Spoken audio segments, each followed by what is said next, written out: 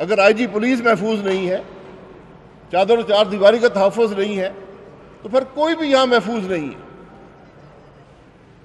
ये बातें हैं जो हमने अवाम के सामने रखनी थी, क्योंकि इन्वेस्टिगेशन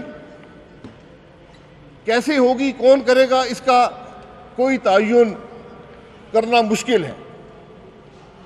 हमें तवक्को ये भी थी कि सेनेट इस मामले को उठाएगी, जो सूबे और वफाक के दरमियान रिश्ते को बरकरार रखती है, जो सूबे के मामलात का तहफ़्फ़ुज़ करती है, उसको उठाना चाहिए।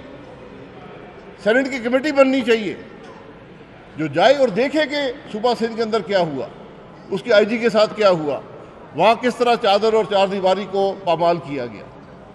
लेकिन सबसे ख़तरनाक बात यह है कि आप आज अरबाब इक़्तिदार की सोच देखें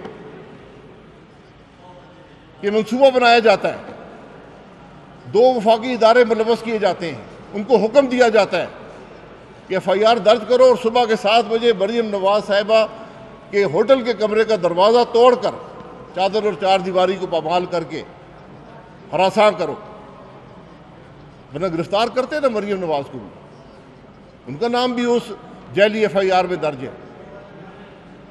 आज मामलात गैर मामूली नौइयत के हो चुके हैं, लेकिन हमें अफसोस है कि पार्लिमान भी मफलूज है, अदालतें भी खामोश हैं।